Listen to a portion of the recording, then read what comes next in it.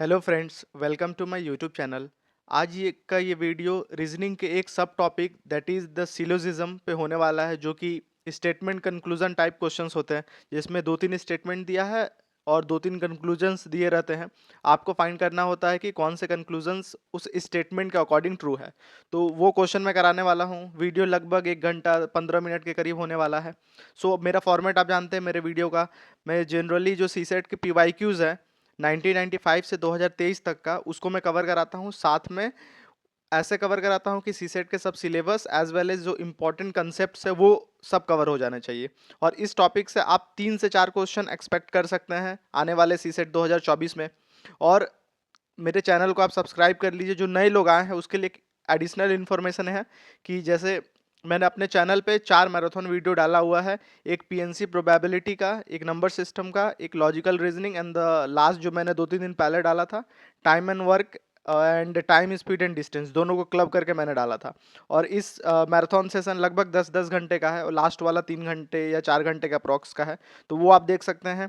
उसमें भी मैंने कंप्लीटली सी सेट का PYQ कवर कराया है, उससे भी आपको क्लैरिटी आ जाएगा। एंड थर्ड जो इनिशिएटिव मैंने स्टार्ट किया था, सिंस जो जैसे रीजनिंग टॉपिक होता है उसमें बहुत सारे ऐसे टॉपिक्स होते हैं जिनमें कुछ लोगों का कमांड होता है। तो मैंने क्या किया कि टॉपिक सेग्रीगेट करके एक एक वीडियो बनाना स्टार्ट किया, सो दैट जो अपकमिंग आपका सी सेट 2024 एग्जाम आने वाला है, जो कि काफ़ी नियर आ चुका है, इसमें जिन लोगों को स्पेसिफिक टॉपिक पे प्रॉब्लम हो तो डायरेक्टली वो टॉपिक से रिलेटेड क्वेश्चन देख सकते हैं। तो आज जो मैं ये लास्ट टॉपिक सिलोजिज्म पे जो वीडियो बना रहा हूँ, इससे पहले ये 4 topic, calendar problem, data sufficiency, reminder and divisibility and missing number series, ये 4 ऑलरेडी अपलोडेड है मेरे चैनल पे। और ये वाला वीडियो अपलोड हो जाएगा मेरे चैनल पे, ठीक है। एंड इसके बाद जो नेक्स्ट 7 डेज का प्लान है वो मैं आपको बता देता हूँ। नेक्स्ट 7 डेज में कुछ माइनर टॉपिक छूट चुका है, बिकॉज ये मेजर टॉपिक ऑलरेडी कवर है, क्योंकि इसमें से काफ़ी मेजॉरिटी ऑफ द क्वेश्चंस इससे आते हैं। कुछ टॉपिक्स और बच गए हैं जिससे एक दो क्वेश्चंस का वेटेज होता है। जैसे कोडिंग डिकोडिंग से एक दो क्वेश्चन आ जाते हैं, परसेंटेज है, LCM SCF वाले थोड़े क्वेश्चन स्टेटमेंट वाइज दे देते हैं, एवरेज क्वेश्चन होता है। और इसके अलावा जितने भी रिमेनिंग टॉपिक्स जो बच जाएंगे उसको मैं क्लब करके एक और वीडियो बना दूंगा। तो ये 5 टॉपिक पे वीडियो आपको नेक्स्ट 5 और 7 डेज में आपको मिल जाएगा। और साथ में मैं एक स्ट्रैटेजी वीडियो बता दूंगा, जिसमें मैं बताऊंगा कि कैसे आपको सी सेट एग्जाम को अप्रोच करना है, कौन से क्वेश्चंस को पहले करना है आपके लेवल के अनुसार, और किस जिनका कॉम्प्रिहेंशन अच्छा है वो किस लेवल से अप्रोच करे सी सेट को, और क्या जो नुएंसेस होते हैं, छोटे छोटे ट्रिक्स होते हैं, मैं वो कंप्लीटली वो स्ट्रैटेजी वीडियो में कवर करूंगा। सो ये इन्फॉर्मेशन था जो न्यू आए हैं मेरे सब्सक्राइबर, और जो पुराने जो मेरे चैनल के साथ इनिशियल से जुड़े हुए हैं, उनको जिनको फ़ायदा हो रहा है वो जानते हैं कितना इंपॉर्टेंट है इस एग्जामिनेशन टाइम में कि आपको सेग्रीगेट करके वीडियो मिल जा रहा है। बस एक ही रिक्वेस्ट है कि आप वीडियो को थोड़ा स्प्रेड कर सकते हैं, चैनल को सब्सक्राइब कीजिए और वीडियो को लाइक कीजिए। और बिना लेट किए डायरेक्टली चलते हैं आज के टॉपिक पे। स्टार्ट करते हैं पहले क्वेश्चन से। कंसीडर द फॉलोइंग, इसको भी सिंपल सिंपल डिकोड करते जाएंगे। जैसे ए प्लस बी क्या बोल रहा है, A is neither smaller nor equal to B.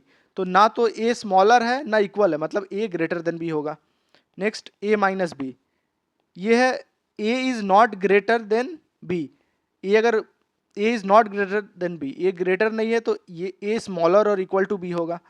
Next A into B का मतलब है A is not smaller than B, A smaller नहीं है मतलब ग्रेटर और इक्वल टू बी होगा। Then A divided by B, A is neither greater nor equal to B.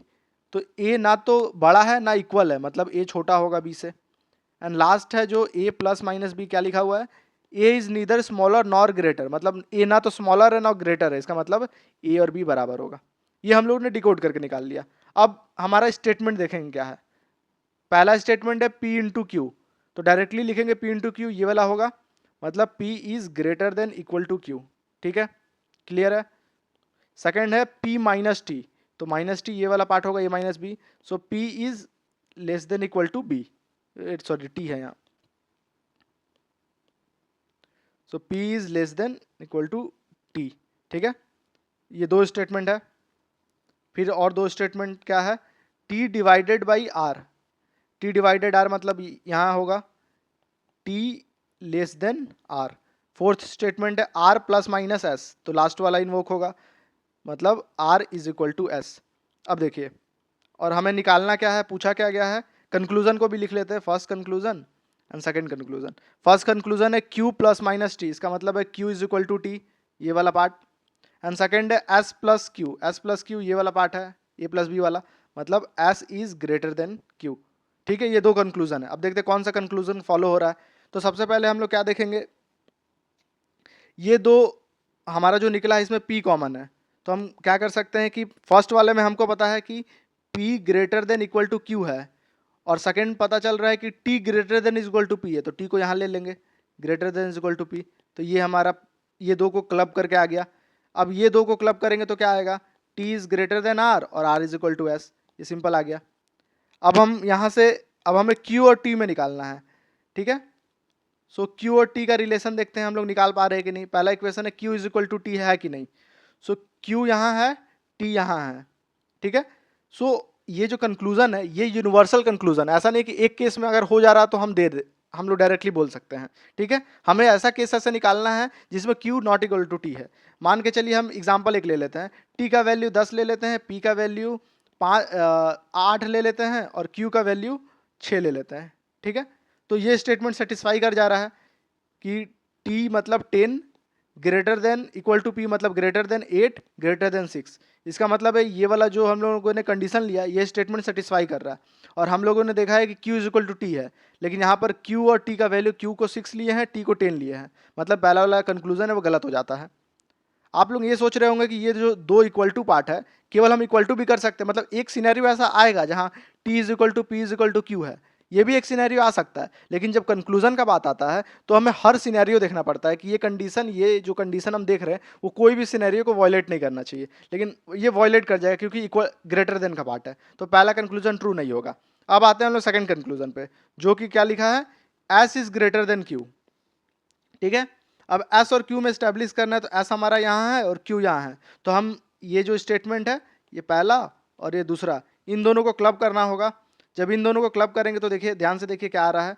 पहले वाले को हम लोग एज इट इज लिखते हैं, T greater than is equal to P greater than is equal to Q, और यहाँ पर हमें पता है कि टी से भी बड़ा आर और एस है, मतलब टी से भी बड़ा R is equal to S है, ठीक है। अब हमें रिलेशन पता चल गया। अब देखिए क्या बोल रहा है, हमें निकालना क्या है कि S is greater then Q, ये कंक्लूजन दिया है। तो अब देखिए यहाँ एस और टी का रिलेशन देखिए, एस टी का क्या रिलेशन है कि S is greater then T, यहाँ से दिख रहा है। जब एस टी से बड़ा है और टी और क्यू का रिलेशन आप देखिए कि टी मैक्स टू मैक्स क्या हो सकता है, टी और क्यू का relation T greater then Q है, ठीक है। तो अब यहाँ से अगर ये दोनों को क्लब किया जाए तो एस ग्रेटर देन क्यू आपको डायरेक्टली दिख रहा है, क्योंकि एस तो टी से बड़ा ही है और T max to max Q के बराबर हो सकता है, और टी के बराबर भी हो जाए अगर क्यू तो वो एस से छोटा ही रहेगा, मतलब S is greater then Q. ये स्टेटमेंट जो हमारा कंक्लूजन है एग्जैक्टली सही है। क्लियर है आपको, बहुत ईजी है। तो ये हमारा जो सेकंड कंक्लूजन है वो इसको फॉलो कर रहा है। तो हमारा क्या आंसर हो जाएगा, हम लोग आंसर देख लेंगे। आंसर हो जाएगा हमारा only conclusion two follows the statement. ये क्लियर है, काफ़ी ईजी लैंग्वेज में मैंने समझाया है। अब बढ़ते हैं नेक्स्ट क्वेश्चन की तरफ। नेक्स्ट क्वेश्चन देखिए क्या है, consider the following statement in respect to 5 candidate PQRST, ठीक है। इसमें क्या है कि दो स्टेटमेंट आपको ट्रू दिया हुआ है देखिए, और एक स्टेटमेंट फॉल्स दिया है, बस हमको डिकोड करना है। पहला स्टेटमेंट देखिए क्या है, one of the P and Q are selected for the job, मतलब P और Q लिख लेंगे, इन दोनों में से एक सेलेक्टेड है जॉब के लिए, ठीक है, ऐसे हम लोग लिख लिए। फॉल्स स्टेटमेंट क्या है, at least one of R and S was selected for the job, मतलब R और S में से कोई एक सेलेक्टेड है, एटलीस्ट वन इज सेलेक्टेड, तो ये फॉल्स स्टेटमेंट है। इसका ट्रू स्टेटमेंट क्या होगा कि R और S में कोई सेलेक्टेड नहीं है जॉब के लिए, तो ट्रू स्टेटमेंट क्या है, R और S में दोनों में से कोई सेलेक्टेड नहीं है जॉब के लिए। थर्ड क्या है, at most 2 of RST are selected for the job, मतलब RST में है एटमोस्ट 2, मतलब इसमें से 0 भी सेलेक्ट हो सकता है, 1 भी सेलेक्ट हो सकता है, कोई 2 भी सेलेक्ट हो सकता है, तो इतना पॉसिबिलिटी हम लोगों के पास स्टेटमेंट से आ गया। अब क्वेश्चन है, which of the following conclusion can be drawn, ठीक है। हमारे पास 5 फ्रेंड है, यहाँ लिख देता PQRST, ये 5 फ्रेंड है। पहला है at least 4 were selected for the job, at least 4 बोल रहा है, तो 2 तो आपको यहीं दिख रहा है कि ये 2 सेलेक्टेड नहीं है, RS सेलेक्टेड नहीं है, तो मैक्स टू मैक्स तो RS अगर हटा दे तो मैक्स टू मैक्स 3 सेलेक्ट होगा, और यहाँ एटलीस्ट 4 दिया, मतलब ये स्टेटमेंट ऐसे ही गलत हो गया, ठीक है। नेक्स्ट देखते हैं, S was selected for the job, तो S was selected for the job यहाँ यही दिख रहा है कि एस सेलेक्टेड जॉब नहीं है, तो ये सेकंड स्टेटमेंट भी गलत हो गया। इसका मतलब है बोथ स्टेटमेंट हमारा गलत हो गया, तो नीदर हमारा आंसर हो जाएगा। ये क्लियर है, ये बहुत आसान क्वेश्चन था, ज़्यादा इसमें लगा नहीं कुछ टाइम। नेक्स्ट क्वेश्चन देखते हैं। Question is, let PQRST be the five statement. If P is true, then both Q and S are true. अगर P true होगा तो QS true होगा, ठीक है। And RS are true, then T is false. अगर RS true है तो T false है। T के ऊपर बार लगा देते हैं, ये हॉरिजॉन्टल लाइन को बार बोलते हैं, मतलब T false है। ये दो स्टेटमेंट हमें मिल गया। अब बोला गया है which of the following can be concluded. पहला कंक्लूजन लिखा है if T is true then at least P and R must be false, ठीक है। अब टी को ट्रू बनाना है, तो अगर हम ये रिलेशन देखेंगे तो ये आर एस में क्या क्या, आर और एस से हम लोग क्या क्या पॉसिबल रिलेशन बना सकते हैं। आर और एस दोनों ट्रू, आर फॉल्स होगा एस ट्रू होगा, आर ट्रू होगा एस फॉल्स होगा, या आर फॉल्स एस फॉल्स। ये चार ही कॉम्बिनेशन पॉसिबल है। और हम देख रहे हैं जो फर्स्ट कॉम्बिनेशन है इसके रिस्पेक्ट में टी जो है वो फॉल्स है, ये हमें दिख रहा है। इसका मतलब है बाकी जो तीन कॉम्बिनेशन है इस तीनों केस में टी ट्रू होगा, ठीक है। और हमें यही पूछा है कि अगर टी ट्रू है तो क्या एटलीस्ट पी और आर में एक फॉल्स होगा, ये है। अगर टी ट्रू है तो हम इसमें देख रहे हैं ये वाला स्टेटमेंट में आर फॉल्स हमें दिख रहा है और ये स्टेटमेंट में आर फॉल्स दिख रहा है। बट फर्स्ट कहाँ जा रहा है हमारा, ये स्टेटमेंट, थर्ड वाला स्टेटमेंट, यहाँ लिख देते हैं आर एस बार। इसका मतलब टी ट्रू होने के बाद हमें आर को आर ट्रू मिल जा रहा, मतलब हमें एनी हाउ ये जब सिचुएशन होगा तो हमें पी को फॉल्स कराना होगा, क्योंकि ये दोनों में से कोई भी, पी और आर में से कोई भी फॉल्स हो सकता है। तो आर हमारा ट्रू हो चुका है, मतलब पी को फॉल्स होना ही होगा, मतलब इस कंडीशन में पी को फॉल्स कराना होगा। तो इसका मतलब क्या हो गया। और फर्स्ट स्टेटमेंट देखिए हमारा रिलेशन में आर कहीं नहीं है, पहला वाला रिलेशन में आर नहीं है, इसका मतलब है रिलेशन में केवल एस है फर्स्ट वाले में। मतलब अगर ऐसा कंडीशन है कि अगर एस फॉल्स होगा उसके हर कंडीशन में पी फॉल्स होगा, अगर ये हम प्रूव कर दिए, इसका मतलब है कि ये तीनों केस हमारा, मतलब ये वाला केस हमारा फॉलो हो गया। तो अब फर्स्ट स्टेटमेंट को डिकोड कर लेंगे कि ये स्टेटमेंट को डिकोड करेंगे पी क्यू एस, ठीक है। सो क्यू एस का क्या पॉसिबल है, हमें बस क्यू फॉल्स निकालना है। तो हम लोग तीन स्टेटमेंट निकाल लेंगे यहाँ से हमारा चार स्टेटमेंट जनरली आता है। क्यू एस आता है, Q false as true, Q true as false और क्यू एस दोनों फॉल्स, ठीक है। तो क्यू एस जब ट्रू है तो पी ट्रू है, तो बाकी तीन स्टेटमेंट जब होगा पी फॉल्स होगा। लेकिन हमें तीनों स्टेटमेंट नहीं चाहिए, हमें बस वही चाहिए जहाँ एस फॉल्स है। हमें बस ये जानना है कि एस फॉल्स है तो पी फॉल्स है कि नहीं। तो देखिए जहाँ जहाँ एस फॉल्स दिख रहा है आपको, ये दो स्टेटमेंट में एस फॉल्स है, इस दोनों केस में पी फॉल्स है। इसका मतलब ये जो सेकेंड वाला पार्ट हम लोगों ने देखा है, ये जो पार्ट जो वॉयलेट कर रहा था, आर ट्रू हो जा रहा था, तो इस केस में एस फॉल्स हो रहा, और जहां जहां एस फॉल्स हो रहा वहां वहां पी फॉल्स हो रहा। मतलब इनडायरेक्टली बोल सकते हैं कि टी का पहला दूसरा में जो आर फॉल्स हो गया और तीसरा में पी फॉल्स हो गया। इसका मतलब टी ट्रू है तो या तो पी या तो आर, दोनों में से एटलीस्ट एक फॉल्स होगा। ये क्लियर है, दो स्टेटमेंट को मर्ज करके मैंने बता दिया। अब आते हैं सेकेंड स्टेटमेंट क्या बोल रहा है। सेकेंड स्टेटमेंट बोलता है if Q is true then P is true. अगर क्यू ट्रू होगा तो पी ट्रू होगा। तो क्यू और पी का रिलेशन देखेंगे। अब देखिए यहीं पर देख लीजिए, क्यू ट्रू है तो पी भी ट्रू होगा। तो अब आप देख लीजिए ये वाला कंडीशन, सेकेंड वाला कंडीशन, यहाँ पर देखिए आप क्यू और एस डैश जो दिख रहा है, यहाँ क्यू ट्रू है लेकिन इस केस में पी फॉल्स हमें दिख रहा है। और क्या लिखा हुआ है कि क्यू ट्रू होगा तो पी भी ट्रू होगा, मतलब ये स्टेटमेंट यहीं से गलत दिख रहा है। सो हमारा आंसर क्या हो जाएगा, only one statement is right. ये क्लियर है, बस आपको ध्यान से डिकोड करना है चीज़ों को। एक बार आप डिकोड करना सीख गए, आपका कभी ये सब क्वेश्चन गलत नहीं होगा। अब नेक्स्ट क्वेश्चन पढ़ते हैं। थ्री स्टेटमेंट और कंक्लूजन है, डायरेक्ट स्टेटमेंट पे आते हैं। सम डॉक्टर्स आर टीचर, तो हम लोग डॉक्टर्स और टीचर का बना लेंगे। सो मान के चलते हैं ये डी डॉक्टर के लिए हो गया, ये टीचर हो गया। तो ये जो पार्ट है this is some doctors are teacher, ये क्लियर है। Then all teachers are engineer, मतलब ऑल टीचर्स आर इंजीनियर, ये जो ब्लू वाला है ये इंजीनियर हो गया, इनसर्कल कर लिए टीचर को। Then all engineers are scientist, तो ई जो है अब ई को इनसर्कल करेंगे, इंजीनियर को इनसर्कल करेंगे, ये हो गया साइंटिस्ट, ठीक है। अब ये हमारा स्टेटमेंट हो चुका है। अब हम पहुंचते हैं कंक्लूजन की तरफ कि क्या क्या कंक्लूजन हम लोग इससे निकाल सकते हैं। पहला कंक्लूजन देखते हैं, सम साइंटिस्ट आर डॉक्टर। तो अगर हम लोग ये वाला पार्ट लेते हैं, ये जो ग्रीन से मैं ले रहा हूं अभी, ये वाला जो पार्ट है ये साइंटिस्ट भी है और डॉक्टर भी है, ये जो ग्रीन पार्ट है। ये क्लियर है, मतलब जो फर्स्ट कंक्लूजन है वो सही है। Second conclusion all engineers are doctor, मैं जितना इंजीनियर है सब डॉक्टर है। अगर ये मैं ग्रीन पॉइंट जो मैं कट करके अभी देख रहा हूँ, जो लिख रहा हूँ, ये क्या है, ये इंजीनियर्स है लेकिन डॉक्टर नहीं है, मतलब ये सेकंड कंक्लूजन गलत हो गया। थर्ड कंक्लूजन है सम इंजीनियर्स आर डॉक्टर, मतलब ये वाला पार्ट जो मैं कलर चेंज कर लेता हूँ, मैं ब्लैक से मैं सेट कर रहा हूँ, ये क्या है, ये इंजीनियर भी है डॉक्टर भी है, मतलब सम इंजीनियर्स आर डॉक्टर, थर्ड वाला कंक्लूजन सही है। इसका मतलब है फर्स्ट और थ्री फॉलो कर रहा, जो कि ऑप्शन नंबर सी में है। तो ये सिंपल सा क्वेश्चन था, वेन डायग्राम बना के हम लोग सिंपली एनालाइज करके निकाल लिए। ठीक है, आप लोग भी वेन डायग्राम के थ्रू ही जाइएगा, ज़्यादा ईजी होगा। नेक्स्ट क्वेश्चन चलते हैं। नेक्स्ट क्वेश्चन भी वैसा ही है। अब देखिए इसको काफ़ी केयरफुली वेन डायग्राम बनाएंगे। ठीक है, दो स्टेटमेंट दिया हुआ है। पहला है ऑल पेन्स आर बुक।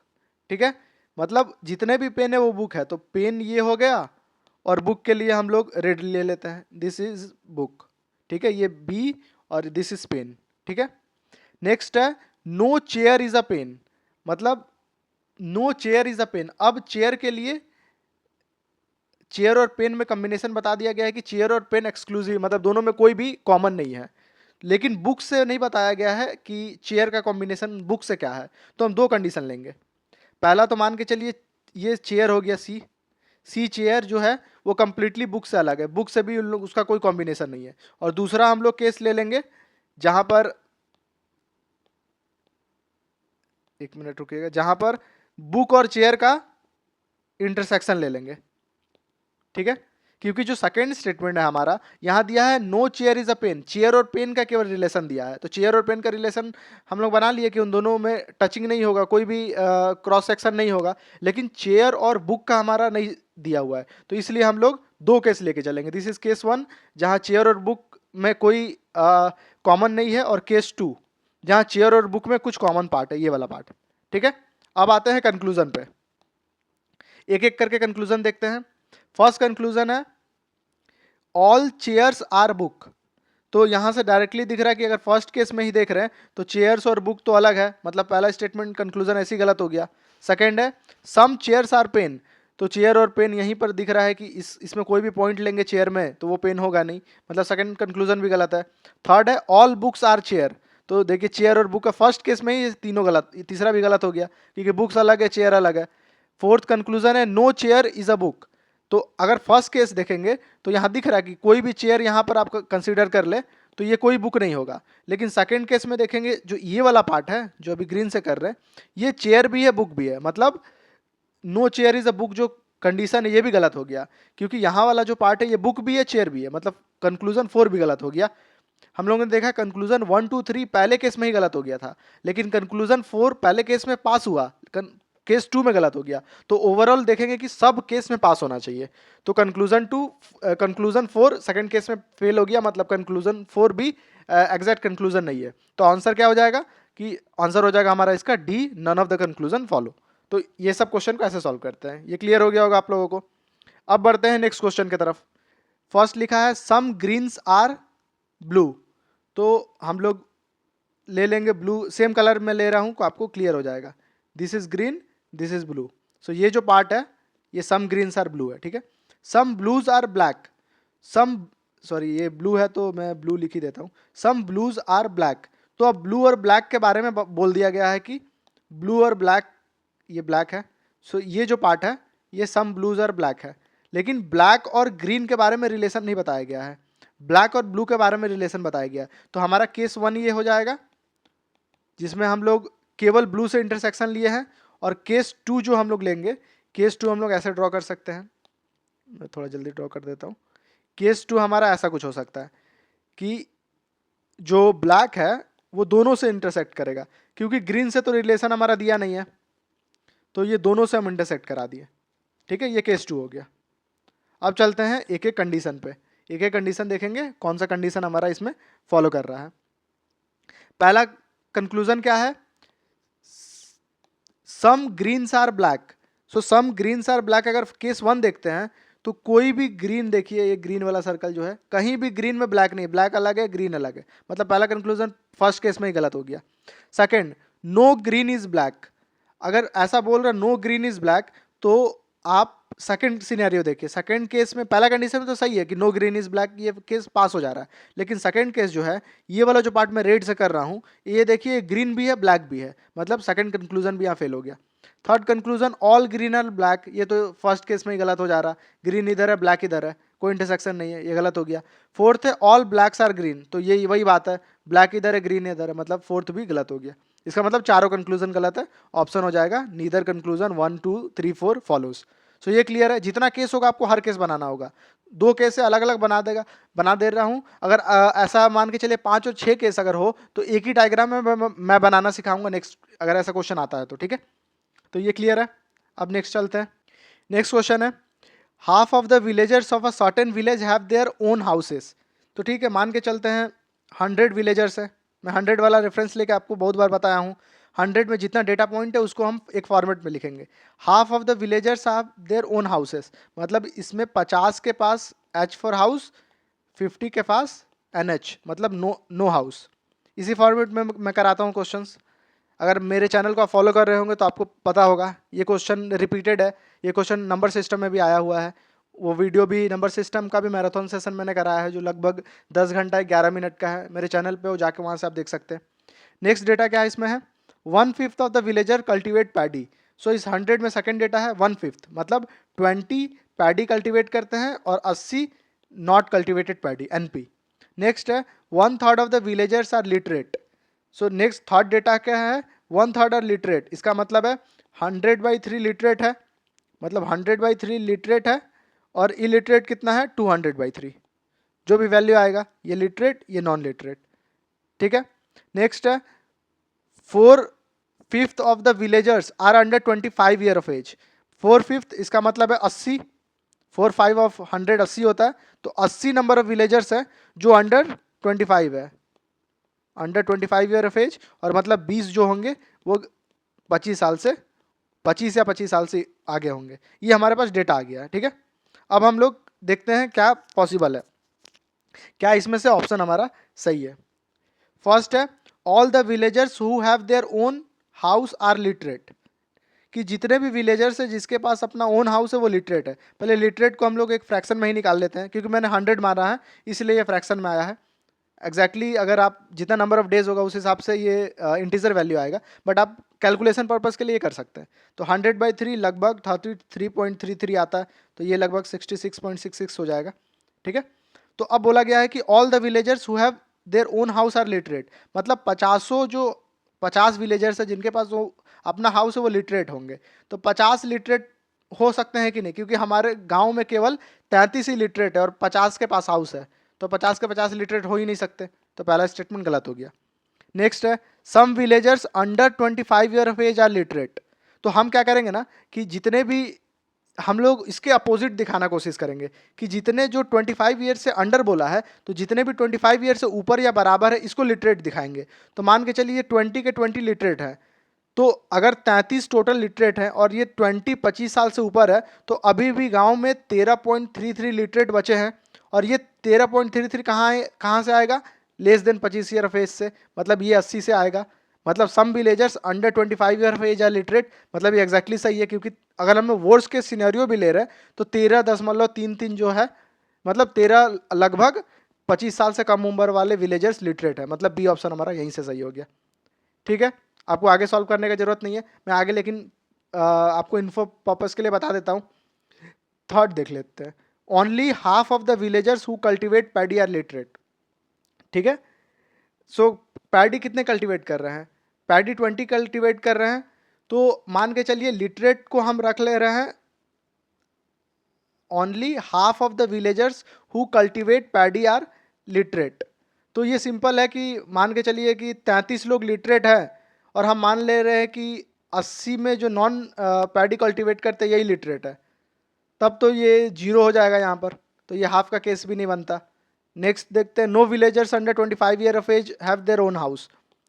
तो under 25 of year of age 80 लोग हैं, तो बोला गया है कि कोई ऐसे villagers no villagers under 25 year of age has own house. तो हम मान के चलेंगे कि जितने भी घर है वो 25 साल से ऊपर वाले को दे देंगे। तो 20 लोग को दे सकते हैं, मैक्स टू मैक्स 20 ही लोग को दे सकते हैं क्योंकि वही 25 साल से ऊपर है। तो 50 घर में 20 अगर हम दे भी दिए तो अभी भी हमारे पास 30 विलेजर्स है जो जिनके पास हाउस है, और वो 30 विलेजर्स हम लेंगे 25 साल से कम उम्र पे। तो मतलब विलेजर्स हैं जो 25 साल से कम है जिनके पास हाउस है, लेकिन यहाँ नो विलेजर्स लिखा है, मतलब ये भी स्टेटमेंट गलत है। तो ऐसे आप स्टेटमेंट बी को सेग्रीगेट करके आंसर सही कर सकते हैं। ठीक है, अब नेक्स्ट क्वेश्चन देख। नेक्स्ट क्वेश्चन फिर से स्टेटमेंट कंक्लूजन, देखिए इसको ध्यान से बनाएंगे हम लोग। सम रेडियोज आर मोबाइल, यहाँ देखिए स्टेटमेंट है सम रेडियोज आर मोबाइल, तो मान के चलिए ये रेडियोज है और मोबाइल के लिए हम ये यूज़ कर लेते हैं, दिस इज मोबाइल।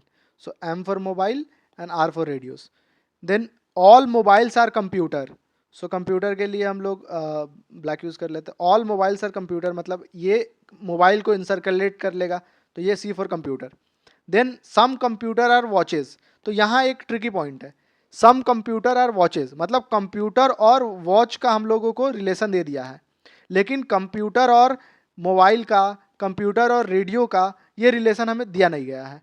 तो अब हमारा देखिए कितना सारा पेयर बन सकता है। तो अब क्या है कि हम बहुत सारा टेस्ट केस बनाने के लिए ये सेम फिगर बार बार रिप्लिकेट करना होगा।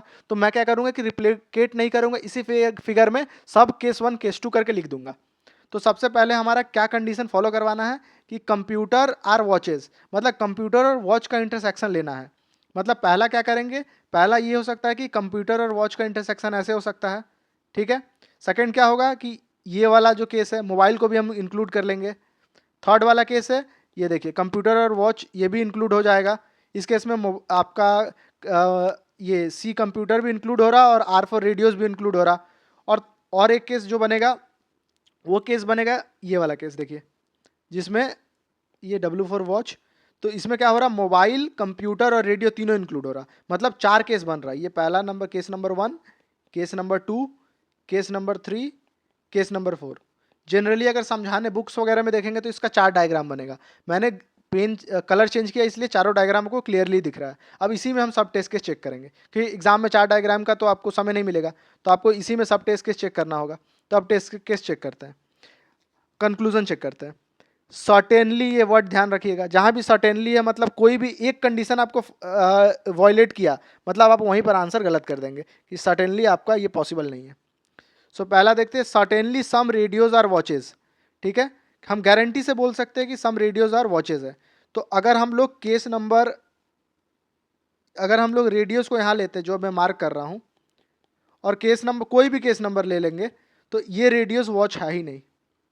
ठीक है, ठीक है, या आप ये वाला अगर केस ले रहे हैं, इस केस में आपको दिख रहा है कि सम रेडियोज और वॉच है, बट इस पॉइंट पे कुछ भी ले लेंगे, इस पॉइंट पे जो मैं अभी सर्कल सेट कर रहा हूँ, इस पॉइंट पे कोई भी रेडियो ले लेंगे वो वॉच नहीं होगा, मतलब स्टेट कंक्लूजन 1 गलत हो गया यहीं पर। कंक्लूजन 2 क्या बोल रहा है, certainly some mobiles are watches. तो आप देखिए ये वाला जो पॉइंट है, ये सॉरी, ये तो मोबाइल का पॉइंट नहीं है। अगर ये वाला पॉइंट है जो अंदर वाला पार्ट मैं अभी सेट कर रहा हूँ, ये क्या है, मोबाइल है लेकिन वॉच नहीं है, क्योंकि वॉच ग्रीन पार्ट से किया गया है, और ये मोबाइल है लेकिन वॉच नहीं है, मतलब सेकंड स्टेटमेंट में हमारा सेकंड कंक्लूजन भी गलत हो गया। सो ऑप्शन क्या हो जाएगा, neither conclusion nor 1 nor conclusion 2 follow. ये क्लियर है, ये डायग्राम बनाइएगा, इजिली क्लियर हो जाएगा। नेक्स्ट क्वेश्चन देखिए, स्टेटमेंट कंक्लूजन वाला क्वेश्चन है, तो स्टेटमेंट डिकोड कर लेते हैं। सम कैट्स आर अलमीरा, तो हम लोग ये कैट ले लेते हैं रेड कलर से एंड अलमीरा ले लेते हैं ब्लू कलर से। ठीक है, ये फॉर अलमीरा।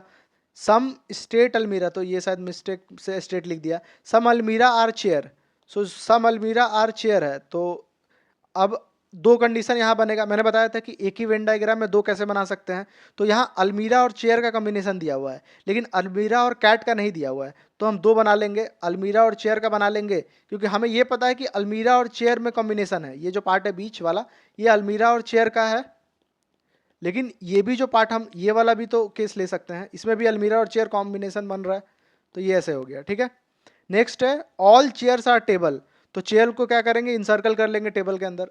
जहाँ भी ऑल का बात आता है आप इंसर्कल कर लीजिए, तो all chairs are table, T for table. So second वाले केस में भी ये जो दो फिगर बना है, ये सेम वेन डायग्राम में हम केस 1 केस 2 देख रहे हैं।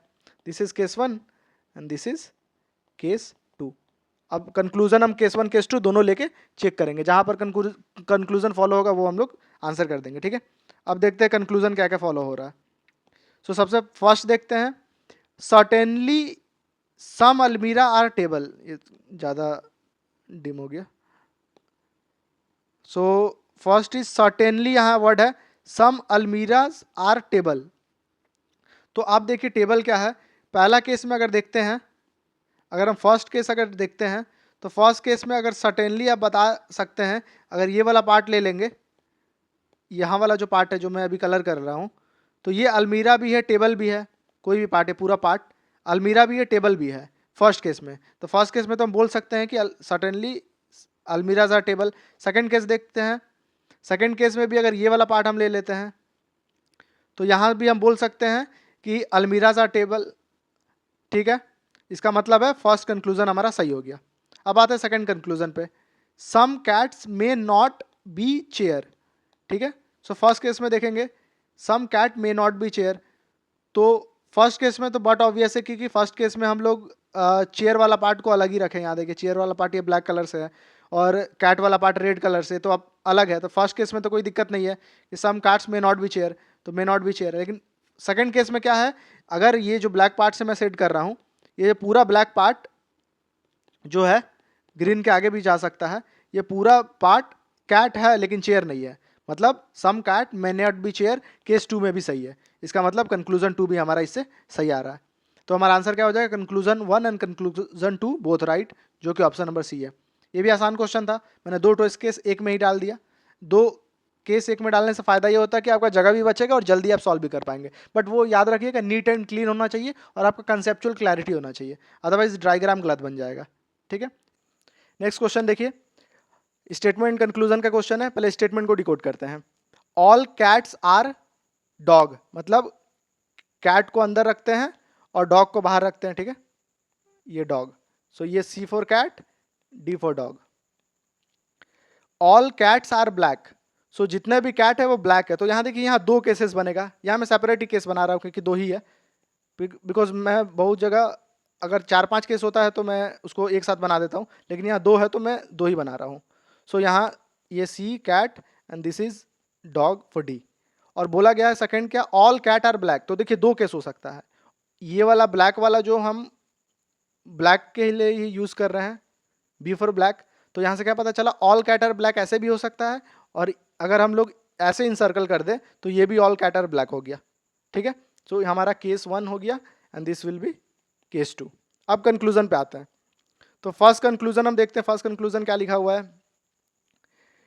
First conclusion is all dogs are black. तो क्या ऑल डॉग्स ब्लैक है, तो अगर आप फर्स्ट वाले केस में देखते हैं, अगर हम, मैं ग्रीन से भी यूज कर रहा हूं, जो शेडेड पार्ट यूज कर रहा हूं, आप ये शेड पार्ट जो मैंने दिखा रहा हूं इसमें क्या है कि ये डॉग्स है लेकिन ये ब्लैक नहीं है, आप देख पा रहे हैं। तो पहला वाला जो कंक्लूजन है वो केस 1 में ही वॉयलेट हो गया, ठीक है। अब सेकंड कंक्लूजन देखते हैं, some dogs are not black, ठीक है। तो some dogs are not black first वाले में तो फॉलो हो रहा है क्योंकि जो शेडेड पार्ट है अगर उसको ही ले लेते हैं तो that are dogs but they are not black. लेकिन अगर सेकंड केस देखते हैं तो जितना ये डॉग है, ये जो डी वाला पार्ट है, जो ब्लू वाले से सर्कल है और जो मैं ग्रीन वाले से उसको सेट कर रहा हूँ, ये टोटल डॉग है, ये पूरा डॉग ब्लैक ही है। और बोला गया है कि सम डॉग आर नॉट ब्लैक, मतलब सेकंड केस में ये कंक्लूजन फॉलो नहीं कर रहा है। इसका मतलब है दोनों कंक्लूजन फॉलो नहीं कर रहा है। हमें कंक्लूजन केवल एक केस में नहीं फॉलो कराना है, जितना केस पॉसिबल है सब में हम कंक्लूजन देखेंगे, ठीक है। तो ये दोनों कंक्लूजन, पहला कंक्लूजन पहले केस में फेल हो गया, दूसरा कंक्लूजन दूसरे केस में फेल हो गया। तो आंसर क्या हो जाएगा कि neither conclusion 1 nor conclusion 2 follow, मतलब यहाँ इसका आंसर हो जाएगा स्ट्रेटली सी हो जाएगा। क्लियर है। अब बढ़ते हैं नेक्स्ट क्वेश्चन। नेक्स्ट क्वेश्चन है हमारा, ये चार्ट वाला क्वेश्चन है। Consider the following statement and conclusion, some rats are cats. So some rats red rat बना लेते हैं और कैट को हम, this is R rat and this is cat. Some cat are dog, तो कैट और डॉग का रिलेशन हमें दिया हुआ है कि कैट और डॉग ऐसा भी हो सकता है, और कैट डॉग का तो दिया है लेकिन डॉग और रैट का नहीं दिया है, तो हम लोग, ये भी एक पॉसिबिलिटी है। तो सिंस इसके लिए 2 डायग्राम बनाना चाहिए लेकिन मैं एक में ही समझा दे रहा हूँ। ये केस 1 हो गया, ये केस 2 हो गया, ठीक है। केस 1 केवल डी और सी का इंटरसेक्शन है, कैट और डॉग का इंटरसेक्शन है, और केस 2 कैट रैट और डॉग का भी इंटरसेक्शन है, बिकॉज ये जो सेकंड स्टेटमेंट है कैट और डॉग के बारे में बोला गया है। कैट और डॉग का रिलेशन बताया गया है और डॉग और रैट का रिलेशन नहीं बताया है, तो डॉग और रैट भी तो हो सकता है, ठीक है। अब थर्ड देखते हैं, थर्ड थोड़ा इंटरेस्टिंग है। यहाँ बोला गया है no dog is a cow. So ये जो कैट है CAT लिख देते हैं, no dog is a cow. इसका मतलब है डॉग, जितना भी डॉग है वो काउ नहीं है। तो अभी हमारे पास देखिए क्या है, रैट है, कैट है और डॉग है, और अब न्यू काउ आ गया। तो काउ का रिलेशन डॉग से हमें पता चल गया है कि काउ और डॉग में कोई इंटरसेक्शन नहीं होगा। लेकिन अब देखिए बच गया रैट और कैट। तो काउ का रिलेशन कैट से डायरेक्टली हो सकता है, काउ का रिलेशन रैट से हो सकता है, काउ का रिलेशन दोनों में से किसी से भी नहीं हो सकता, और काउ का रिलेशन आपका दोनों में एक साथ भी हो सकता है। मतलब 4 पॉसिबिलिटी आपको यहाँ नजर आ रहा है, ठीक है। पहला पॉसिबिलिटी क्या है कि काउ एकदम एक्सप्लिसिट हो गई, ये जो ग्रीन से बना रहा हूँ वो काउ है, कि काउ का रिलेशन किसी से नहीं है, क्योंकि हमें डॉग से बोला गया है no dog is a cow. तो मान के चलते हैं कैट रैट कहीं से रिलेशन नहीं है। दूसरा रिलेशन हो सकता है कि काउ और रैट में रिलेशन हो, ठीक है। तीसरा पॉसिबिलिटी है कि काउ और कैट में रिलेशन हो। चौथा पॉसिबिलिटी है काउ रैट और कैट तीनों में रिलेशन हो। तो ये हमारा कितना केसेस बन रहा है, ये 4 केसेस ऑन बन रहा है, 1 केस, 2 केस, ये 3 केस, 4 केस। अगर आप इंडिविजुअली ड्रॉ करेंगे तो ये 2 केस और ये 4 केस, मतलब टोटल 8 केस, 8 फिगर आपको ड्रॉ करना होगा। सिंस 8 फिगर में बहुत टाइम लगेगा, इसलिए मैंने एक ही फिगर में 8 टेस्ट केस रखा हुआ है। अब हमें बस कंक्लूजन फॉलो करवाना है। देखते हैं, एक एक कंक्लूजन उठाते हैं और एक एक कंक्लूजन को देखते हैं कौन कौन सा कंक्लूजन फॉलो हो रहा है, ठीक है। फर्स्ट कंक्लूजन देखते हैं, no cow is a cat, ठीक है। तो अगर हम लोग ये वाला पॉइंट लेते हैं रेट से, जो मैं इंसर्कल कर रहा हूं, ये काउ भी है कैट भी है, मतलब ये वाले केस में फॉलो नहीं हो रहा, मतलब कंक्लूजन कट गया। तो ऐसा ही देखेंगे, ऐसे मर्ज करके फिगर बना देंगे, और जहां भी कंक्लूजन कट रहा है, कंक्लूजन फॉलो नहीं हो रहा है, वायलेट हो रहा है, वो कंक्लूजन को हटा देंगे। तो फर्स्ट कंक्लूजन हट गया। Next, no dog is a rat. अब देखेंगे ऐसा पॉसिबल है, कहीं डॉग है जो रैट है। तो हम लोग देखेंगे ये वाला पार्ट जो है, ये देखिए ये डॉग भी है रैट भी है, जो रेट से मैं कर रहा हूँ अभी, ये डॉग भी है रैट भी है, मतलब सेकंड वाला भी गलत हो गया। थर्ड देखेंगे, some cats are rat, so some cats are rats. तो अब ये तो बट ऑब्वियस है कि आप अगर थोड़ा सा लॉजिकली ध्यान दिए होंगे पहला स्टेटमेंट को, तो ये वही चीज लिखा है, सम रैट्स आर कैट और सम कैट्स आर रैट, दोनों तो सेम ही चीज है, मतलब थर्ड बट ऑब्वियस स्टेटमेंट ही लिखा हुआ है, मतलब वो कंक्लूजन ही है। तो और कहीं भी देखिए some cats are rat, cats और रैट में रिलेशन बस वही है, यही वाला पार्ट जो दूसरे कलर से करता हूँ मैं। जैसे मैं यहाँ पर ग्रीन से कर रहा हूँ, पीला ले लेता हूँ, जो ये पीला वाला कलर है, that is some rats are cat या सम कैट्स आर रैट्स, मतलब ये वाला स्टेटमेंट कंक्लूजन ये सही है। ये क्लियर हो गया, मतलब ओनली 3 कंक्लूजन फॉलो कर रहा है, जो कि ऑप्शन नंबर सी है। तो इस कारण से मैंने 12 वेन डायग्राम नहीं बनाया, एक में ही मैंने सब टेस्ट केस इंक्लूड कर दिया। आपको ये क्लियर हो गया होगा एग्जाम में कैसे सॉल्व करना है, एग्जाम में ऐसा ही सॉल्व करना है, एकदम क्लियर डायग्राम होना चाहिए आपके पास, और एक एक कंक्लूजन कैसे नेग्लेक्ट करना है, कैसे वॉयलेट करना है, और कैसे उसको प्रूव करना है, ये सब मैंने डिटेल में बताया है, ठीक है। अगर अभी भी डाउट है तो आप बता सकते हैं मुझे। 2 statement are given followed by 2 conclusions, ठीक है। 2 स्टेटमेंट है, पहला स्टेटमेंट है all numbers are divisible by 2, second statement है all number are divisible by 3। So आपको पता है कि all number are divisible by 2 मतलब 2, 4, 6, 8, 10 ऐसा कुछ सेट बन जाएगा, and all number are divisible by 3 मतलब 3, 6, 9, 12, 13, सॉरी 12, 15 ऐसा सेट बनेगा। सो इसका कंक्लूजन, पहला कंक्लूजन है कि all number is divisible by 6। तो ये हमें बाई डिफॉल्ट पता है कि 6 का डिविजिबिलिटी का रूल होता है कि 2 से डिविजिबल होना चाहिए और 3 से डिविजिबल होना चाहिए। तो पहला 2 स्टेटमेंट यही दिया हुआ है कि 2 से डिविजिबल है, 3 से डिविजिबल है, मतलब पहला कंक्लूजन डायरेक्टली देखने से लग रहा सही है ये, क्योंकि 6 का डिविजिबिलिटी का रूल ही वही होता है। नेक्स्ट देखते हैं, all number are divisible by 6, divisible by 4। So अब देख लेते हैं इन दोनों का एक्सक्लूजन क्या है, इन दोनों को कॉमन करके कॉमन पॉइंट क्या आ रहा, इन दोनों में कॉमन आ रहा जो 6 से डिविजिबल होगा, 6 दूनी 12, 6 तिया 18, 24, 30। तो लेकिन देखिए ये हमारा सेट बन रहा है स्टेटमेंट 1 और 2 के अकॉर्डिंग, लेकिन यहाँ पर अगर आप 18 देखिएगा, ये 6 ही देखिए, ये 4 से डिविजिबल नहीं है, मतलब कंक्लूजन 2 यहीं से गलत दिख रहा है आपको, ठीक है। आगे बढ़ना भी नहीं है, एक कंक्लूजन गलत दिख गया मतलब वहीं पर आपको रुक जाना है। स्टेट कंक्लूजन 1 सही है, कंक्लूजन 2 गलत है। सो ऑप्शन क्या हो जाएगा, option A, only 1 conclusion follow. Next question, question is all members of a club went to Mumbai and stay in a hotel. On the first day, 80% went to shopping and 50% for sightseeing, whereas 10% took rest in the hotel. अगर 10% rest लिया है, इसका मतलब है 90% घूमने गए हैं, ये क्लियर हो गया। और घूमने का इवेंट क्या क्या है, एक शॉपिंग है, सेकेंड साइट सीइंग है, double S for sight seeing, ठीक है। इस 90% में से ये होगा। तो हम लोग ऐसा कुछ लिख सकते हैं कि शॉपिंग यूनियन जो फॉर्मूला होता है साइट सीइंग, जो हम लोग एन इस लिखते हैं, इसको हम लोग परसेंटेज में ही रहने देते हैं 90। जहाँ भी मैं 90 लिखूंगा आप परसेंटेज समझिएगा, जो भी नंबर है वो परसेंटेज में है। So n of shopping union sightseeing is equal to 90 और 80% वेंट फॉर शॉपिंग, मतलब n of shopping is equal to 80 और 50% साइट सीइंग, मतलब साइट सीइंग का कितना हो गया 50। और हमें पूछा क्या गया है, अब कंक्लूजन देखते हैं क्या क्या है। पहला 40% member went for shopping as well as sightseeing, हम मतलब निकालना क्या है, N of shopping plus sightseeing, मतलब इन दोनों का कॉमन लेते हैं। आपको पता है इंटरसेक्शन पॉइंट लेते हैं, ये वाला पॉइंट लेते हैं। और आपको फॉर्मूला पता है क्या होता है, N S H intersection double S is equal to N of S H plus N of double S minus N of S H union double S. ये सिंपल सा सेट थ्योरी का क्वेश्चन है, set theory का equation है। अब N S H put कर लेते क्या है, 80 प्लस 50 माइनस 90, ठीक है। मैं बार बार बोल रहा हूँ एन फॉर नंबर होता है, बट हम लोग परसेंटेज सेक पे ले रहे हैं, तो ये चलेगा यहाँ पर। 8 5 13, 13 माइनस 9 40, मतलब 40% इज बोथ, मतलब शॉपिंग और साइट सीइंग दोनों कर रहे हैं 40% मेंबर, मतलब पहला इक्वेशन इसका सही हो गया। सेकंड क्या बोला है, 20% member went for only shopping. So shopping के देख रहे हैं, शॉपिंग 80% है और उसमें 40% दोनों कर रहे हैं, तो ओनली शॉपिंग क्या होगा 80 माइनस 40, क्योंकि 40% तो दोनों कर रहे हैं और 80 टोटल शॉपिंग है, दैट इज 40%। मतलब 40% ऐसे होंगे जो ओनली शॉपिंग करेंगे, लेकिन यहाँ पर 20% दिया है, मतलब ये सेकंड इक्वेशन गलत हो जाएगा। सो हमारा आंसर क्या हो जाएगा इसमें, वन ओनली, जो कि ऑप्शन नंबर ए है, ठीक है। आप ऐसे, ये वाला पार्ट आपका मेन था कि 90% ही जा रहा है आगे, और ये इक्वेशन निकाल लिए और इस फॉर्मूला से आपने पुट कर दिया, और बाकी सब जो भी तरीका लोगे आप तो वो थोड़ा कॉम्प्लेक्स चला जाएगा। So this is the best method to calculate. अब नेक्स्ट मूव करते हैं, नेक्स्ट क्वेश्चन देखते हैं।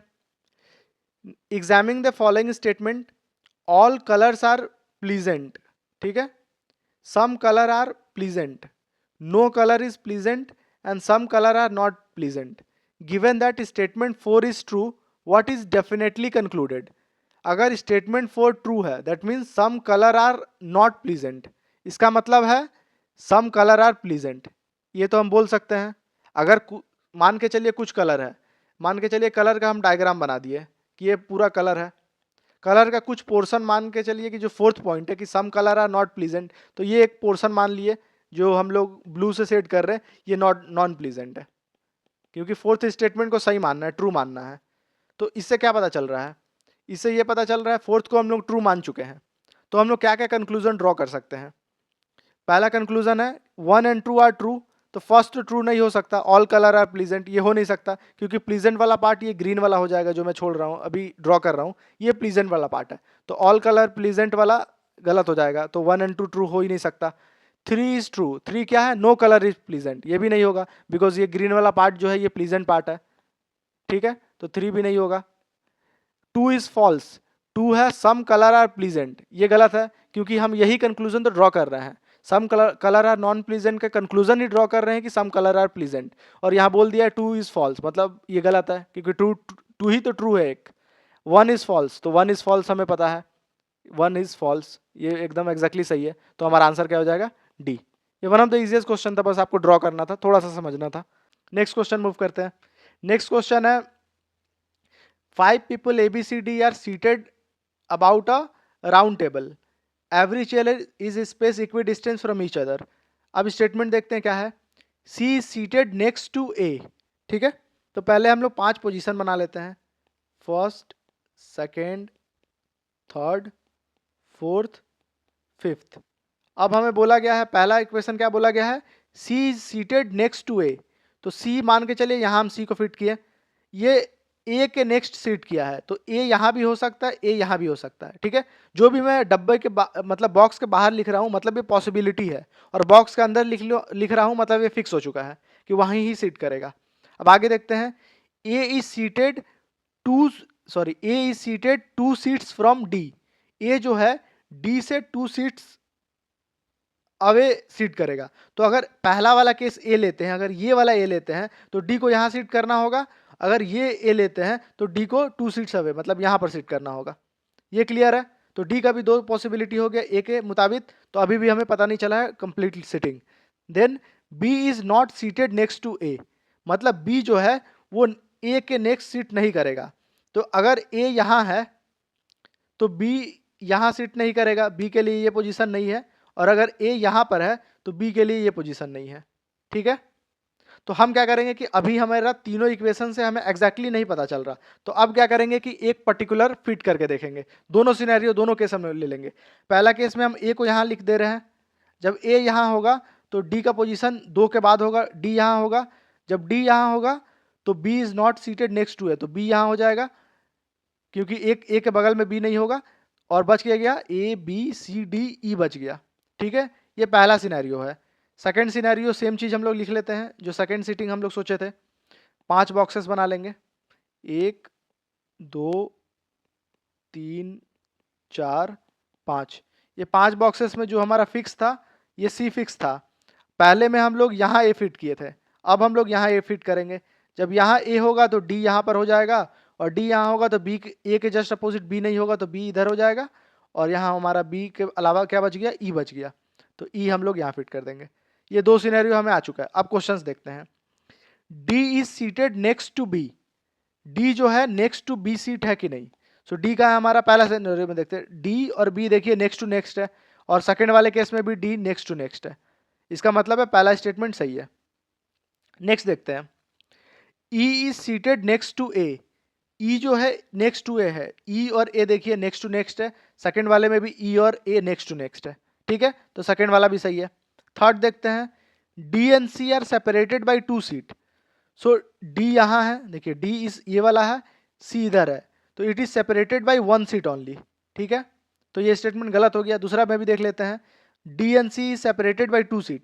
सो इस सिनेरियो में 2 सीट में सेपरेट हो रहा है, लेकिन हमें क्या है कि सब टेस्ट केस लेना है, तो वैसे उस हिसाब से थर्ड टेस्ट केस गलत हो गया, क्योंकि पहला केस में वो नहीं दे रहा, केवल सेपरेटेड बाई 1 सीट है, ठीक है। ये क्लियर हो गया, तो इसका मतलब आंसर क्या हो जाएगा, 1 and 2 only. So option number B clear हो गया। मैंने स्टेप बाय स्टेप भी बताया है। अब चलते हैं नेक्स्ट क्वेश्चन पे। नेक्स्ट क्वेश्चन देखिए क्या बोल रहा है, there were 50 faculty member comprising 30 male and rest female, मतलब 50 में 30 मेल है and 20 is female. No male faculty member knew music but many of the female faculty member did, मतलब कोई भी मेल जो है वो म्यूजिक नहीं जानता है, ठीक है। And many of the female, चलिए इसको माइंड में रखते हैं। The head of the institution invited 6 faculty member to a tea party by a draw of lots. At a party it was discuss that no member knew music, ठीक है। The conclusion is, मतलब जो party में बुलाया गया है इसमें पता चल रहा है कि कोई मेंबर म्यूजिक नहीं जानता है, ठीक है। तो इससे क्या पता चल रहा है, इससे हम लोग क्या क्या कंक्लूड कर सकते हैं, the party comprises male faculty members only.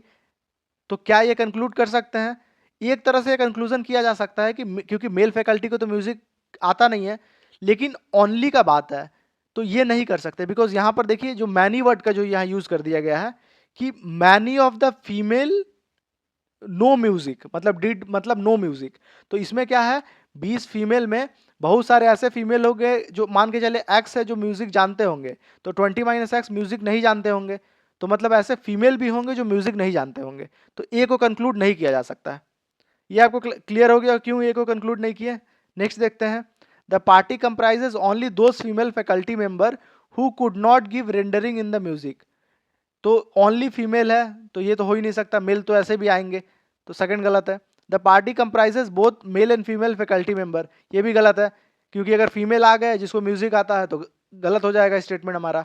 तो बच गया fourth, nothing can be said about the gender composition, मतलब ये हमारा आंसर हो जाएगा। ये क्लैरिटी होना चाहिए कोई भी स्टेटमेंट का कंक्लूजन देने के लिए। सो अब चलते हैं नेक्स्ट क्वेश्चन पे। ये बहुत ही इजी लैंग्वेज में मैंने समझाया है, डाउट हो तो आप पूछ सकते हैं। नेक्स्ट क्वेश्चन है, 4 person ABCD consisting of 2 married couple are in a group. Both the women are shorter than their respective husband. ठीक है, A is the tallest among the 4, मतलब A tallest हो गया, अगर राइट साइड लिख रहे हैं मतलब tallest है। ठीक है, तो यहां पर कहीं BCD होगा। नेक्स्ट देखते हैं, C is taller than B, तो C is taller than B मतलब C इधर होगा, B इस तरफ होगा। ठीक है, ये एक हो गया। नेक्स्ट है, और एक चीज बोला गया कि A is the tallest among the 4, तो एक चीज आप देखिए, जब बोला गया है यहाँ पर both women are shorter than their husband, तो अगर ए टॉलेस्ट है तो पक्का है ए हस्बैंड होगा, मतलब ए मेल होगा। यहाँ से ए का मेल पता चल गया। और अब देखिए C is taller than D, तो ये इक्वेशन इतना ही पता चला है। D is B brother, so D जो है ये बी का ब्रदर है, मतलब ये पता चल गया कि डी मेल है और इसका ब्रदर है बी का। और हम ध्यान से यहां देखें इक्वेशन में, तो हमें 2 मेल मिल चुका है। ये देखिए, एक मेल डी, एक मेल ए, मतलब बी और सी जो है वो दोनों फीमेल होगा, तो बी फीमेल होगा और ये सी भी फीमेल होगा। ठीक है, अब 2 मैरिड कपल भी है हमारा, तो अब डी और बी तो ब्रदर हो गया, मेल फीमेल, तो पक्का है डी जो है वो बी से शादी नहीं हो सकता, तो अब दूसरा फीमेल कौन बचा, सी बचा, तो मतलब डी का शादी सी से हुआ होगा। सो डी और सी कपल है, यहां से पता चल गया। और दूसरा कपल क्या हो जाएगा, दूसरा मेल कौन है, ए मेल है, ए और हमारा बी कपल है। ये क्लियर हो गया, हमें कपल भी मिल गया और मैरिड भी मिल गया। अब हम लोग देखते हैं क्या लिखा है। फर्स्ट है, यहाँ लिखते हैं विच of the following statement is not correct, ये ध्यान दीजिएगा, विच इज नॉट करेक्ट पूछा है।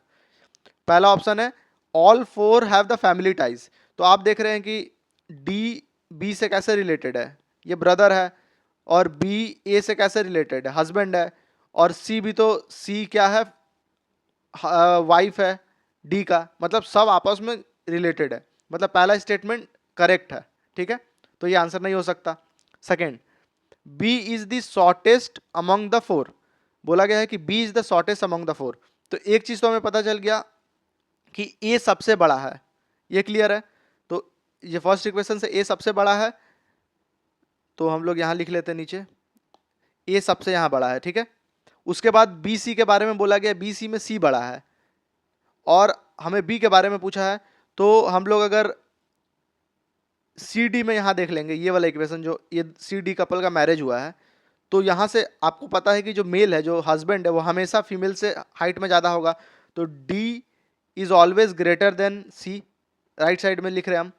सो डी सी से बड़ा है, ये इक्वेशन, और दूसरा यहाँ पर बी और सी वाला इक्वेशन, सी बड़ा है बी से, तो इन दो इक्वेशन को अगर हम क्लब कर देते हैं तो हम लिख सकते हैं डी ग्रेटर देन सी ग्रेटर देन बी, ये वाला इक्वेशन लिख सकते हैं इन दोनों को क्लब करके। और हमें पता है ए सबसे बड़ा है, तो सबसे आगे ए ले लेंगे, तो ये ऑर्डर में हाइट होगा, तो सबसे छोटा हाइट किसका है, बी का। क्लियर है, तो और बी स्टेटमेंट ही क्या लिखा है, B is the shortest among the 4, मतलब ये करेक्ट स्टेटमेंट है, तो ये आंसर नहीं हो सकता बिकॉज नॉट करेक्ट पूछा हुआ है। नेक्स्ट सी देखते हैं, सी इज टॉलर देन डी, तो बोला है सी इज टॉलर देन डी, ये तो अपोजिट बोल दिया, बिकॉज हस्बैंड टॉलर है, यहाँ बोल दिया कि सी मतलब wife is taller then husband, मतलब डी, मतलब थर्ड स्टेटमेंट गलत है, मतलब ऑप्शन नंबर सी ही हो जाएगा, क्योंकि बोला है विच इज नॉट करेक्ट। तो हो गया clear, A is B is husband, तो ये तो यहाँ से दिख रहा ही, तो हमारा ऑप्शन सी हो जाएगा। सिंपल ऐसे डिकोड करेंगे ये क्वेश्चन को। नेक्स्ट देखिए, एग्जामिंग द फॉलोइंग स्टेटमेंट, पहला है lady finger is tastier than cabbage, तो मान के चलते हैं हम लोग राइट साइड जो लिखेंगे वो टेस्टियर है। ठीक है, सो फर्स्ट है lady finger is tastier than cabbage, तो लेडी फिंगर यहाँ आएगा, कैबेज लेफ्ट साइड में आएगा। ठीक है, कॉलीफ्लावर इज, कैबेज पूरा लिख देता हूँ बिकॉज सी से लेडी फिंगर। नेक्स्ट है cauliflower is tastier than lady finger, तो cauliflower is tastier than lady finger, तो एक ही इमेज में बना देता हूँ, थोड़ा बड़ा लिख देता हूँ, this is cabbage and this is lady finger, L F लिख देते हैं, एंड कॉलीफ्लावर इज टेस्टियर, मतलब कॉलीफ्लावर लेडी फिंगर के राइट साइड में आएगा, तो कॉलीफ्लावर मतलब सी एफ फॉर कॉलीफ्लावर। ठीक है, क्योंकि हम लोग राइट साइड में टेस्टियर लिख रहे हैं, ये याद रखिएगा।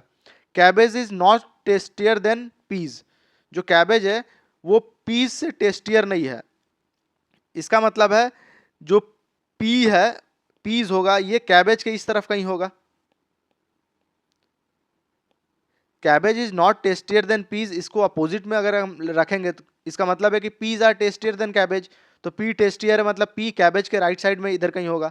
ये हमारे पास इंफॉर्मेशन है। अब हम देखेंगे इस इंफॉर्मेशन के बेस पे क्या सही है। First, peas are as tasty as lady finger. तो पीज कैबेज के राइट साइड में है, लेकिन लेडी फिंगर और कॉलीफ्लावर से हमें रिलेशन नहीं पता है, तो हम नहीं बोल सकते पीज के बारे में कुछ कि वो लेडी फिंगर से टेस्टियर है कि नहीं। Second, peas are as tasty as cauliflower and lady finger. तो पीज के बारे में हमें कुछ पता ही नहीं है, केवल पीज का रिलेशन कैबेज से पता है हमारा, और किसी से नहीं पता है। Third, cabbage is the least tasty in the four vegetable. ये तो क्लियर दिख रहा, ये इन तीन को अगर कंसीडर किया जाए तो सबसे लेफ्ट साइड कैबेज है, और टेस्टियर का केस में जो सबसे लेफ्ट होगा वो सबसे लेस टेस्टी होगा, मतलब सी ऑप्शन यहाँ से डायरेक्टली हमारा सही हो जा रहा है। ठीक है, ऐसे हम लोग बस डायग्राम बनाएंगे और आंसर को क्लिक करेंगे। नेक्स्ट है some consider the following statement followed by conclusion, some men are great some men are wise. मान के चलिए मेन का एक डायग्राम बना लिए, ठीक है, ये मेन है, और हम लोगों ने मान लिया इसमें एक सेक्शन वाइज का है। ये जो मेन है ब्लू शेडेड है, ये वाइज है, एंड अगर हम लोग और सेकंड क्या था, ग्रेट का था, तो ये ब्लैक जो शेड है ये ग्रेट है। सिंपल सा डायग्राम बनाकर हम समझ सकते हैं कंक्लूजन। जब भी कंक्लूजन वाला क्वेश्चन है डायग्राम जरूर बनाइए। कंक्लूजन फर्स्ट देखते हैं, मैन आर ईदर ग्रेट और वाइज। अगर हम ये ग्रीन वाला पोर्शन लिए, 1 नंबर जहाँ लिख रहे हैं ये पोर्शन लिए, तो यहाँ पर मैन ना तो वाइज है ना तो ग्रीन ना तो ग्रेट है, इसका मतलब है कंक्लूजन 1 गलत हो गया। कंक्लूजन 2 क्या है कि some man are neither great nor wise. अगर ब्लू वाला पोर्शन लेते हैं तो यहाँ वाला मैन वाइज है, मतलब सेकंड स्टेटमेंट भी गलत है कि नीदर ग्रेट नॉर वाइज बोला गया है, तो यहाँ लेकिन यहाँ वाइज तो है, मतलब सेकंड स्टेटमेंट भी गलत हो गया। तो आंसर क्या हो जाएगा, neither of the conclusion is valid. ये बहुत ही सिंपल क्वेश्चन था। Question is 5 people ABCDE are seated around a round table, every chair is space equidistance from adjacent chair. तो पहले हम चेयर बना लेते हैं 5, 1 2 3 4 और 5, ये 5 चेयर बना लिया, और मान के चलिए सब इनवर्ड लुकिंग है। ठीक है, अब एक एक इक्वेशन देखते जाते हैं।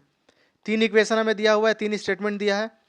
सी इज सीटेड नेक्स्ट टू ए, सी जो है ए के नेक्स्ट पे सीट कर रहा है, तो ए को हम लोग मान के चलते हैं, जो भी बॉक्स के अंदर लिख रहा हूँ मतलब वो फिक्स हो चुका है, और बॉक्स के बाहर लिखूंगा मतलब पॉसिबिलिटीज है। तो ए को मैंने फिक्स कर दिया। तो पहला स्टेटमेंट के अनुसार सी is seated next to A, तो सी का पॉसिबिलिटी क्या है, पहले बॉक्स का मैं नंबर दे देता हूँ, ज़्यादा आसान रहेगा। ये 1 2 3 4 5, ये चेयर का नंबर दे दिया, बॉक्स में बोल रहा हूँ तो चेयर का मैंने नंबर दे दिया टेबल का। ठीक है, अब हम लोग इसमें फिट करना स्टार्ट करेंगे। तो बोला गया है कि सी सीटेड नेक्स्ट टू ए, मतलब सी या तो 5th नंबर चेयर पे बैठेगा या 2nd नंबर पे। ठीक है, नेक्स्ट है A is seated 2 seats from D, तो ए जो है 2 सीट्स फ्रॉम डी, मतलब उल्टा भी कर सकते हैं, डी सीटेड 2 सीट्स फ्रॉम ए, दोनों का मतलब एक ही है।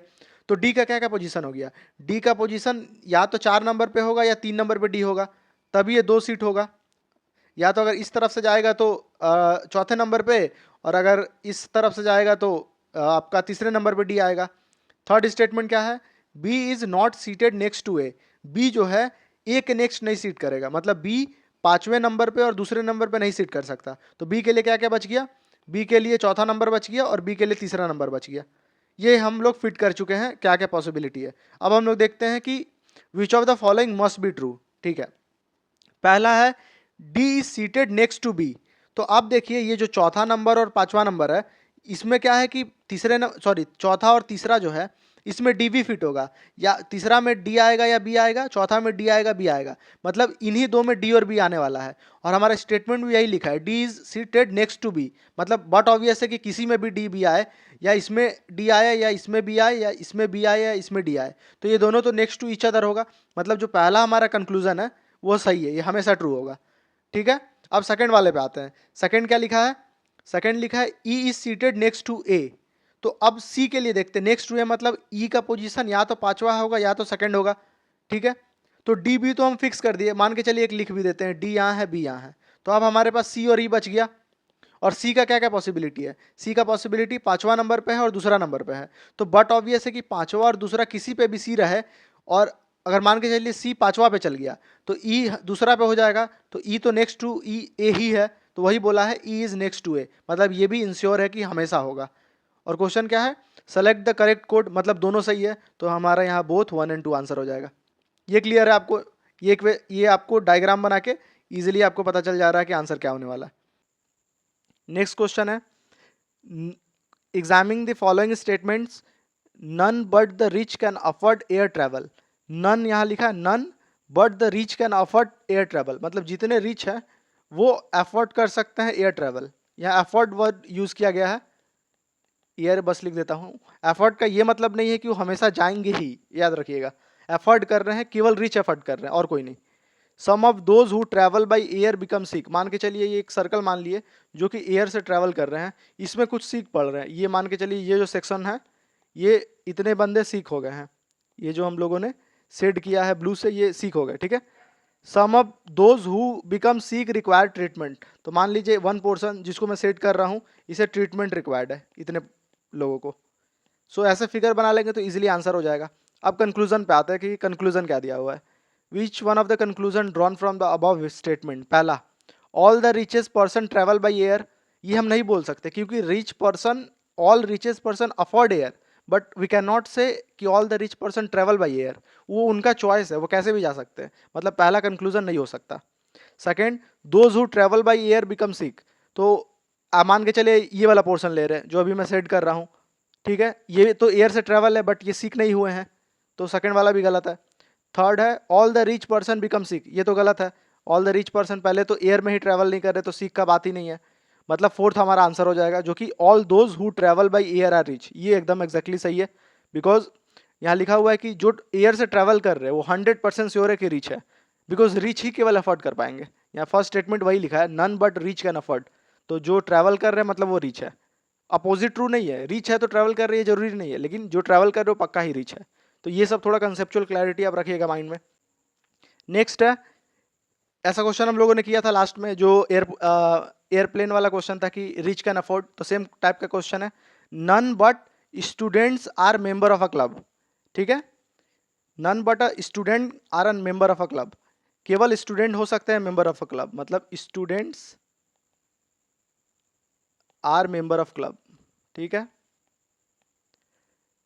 Some member of a club are the married person, तो जो सम मेंबर ऑफ क्लब जो है वो मैरिड है, ठीक है, मान के चलिए मेंबर है, क्लब का मेंबर लोग है, इसमें कुछ पोर्शन मैरिड का है, ये पोर्शन मान के चलिए मैरिड लोग का है, ठीक है। All married person are invited for the dance, मतलब ये जितने भी मैरिड पर्सन है ये इसको डांस के लिए इनवाइट किया गया है, ओके। अब हम कंक्लूजन देखते हैं, क्या कंक्लूजन ड्रॉन है, all student are invited for the dance, तो ये तो परफेक्टली गलत है, बिकॉज ये जो पार्ट है, ये जो सेडेड पार्ट है, ये तो सब स्टूडेंट होंगे क्योंकि मेंबर है तो स्टूडेंट है, लेकिन डांस वाले डांस में पार्टिसिपेटेड नहीं है, इनवाइटेड नहीं है, क्योंकि डांस में केवल मैरिड इनवाइटेड है, और मैरिड वाला पोर्शन ये जो सर्कल पोर्शन है इधर वाला है, ठीक है, तो फर्स्ट गलत हो गया। सेकेंड है, और married student of a club are invited for the dance, ये परफेक्टली स्टेटमेंट राइट है, बिकॉज जो मैरिड स्टूडेंट है वो देखिए जो ग्रीन सेक्शन से मैं कर रहा हूँ, ये वाला पार्ट कौन है, ये स्टूडेंट है और मैरिड है, और इनको ही पूरे को डांस के लिए इनवाइट किया गया है, और वही चीज लिखा है all married student of a club are invited for the dance, मतलब सेकंड स्टेटमेंट हमारा सही हो जाएगा, हमें आगे नहीं देखना है, ठीक है। अब आगे बढ़ते हैं, नेक्स्ट क्वेश्चन पे देखते हैं। नेक्स्ट क्वेश्चन है, only 6 roads A B C P Q R connected the military camps, मतलब 6 रोड है हमारे पास A B C P Q R, ये 6 road connects the military camp to the rest of the country, ठीक है। Only 1 out of A P R is open at any one time, मतलब A P are में ये तीनों में से कोई ओनली वन एक बार में ओपन होता है, ठीक है, ओनली वन, ये कंडीशन है। सेकेंड है, if B is close so is Q, अगर बी क्लोज होगा क्रॉस से बंद तो क्यू भी क्लोज हो जाएगा, ठीक है, ये एक सेकेंड रिलेशन है।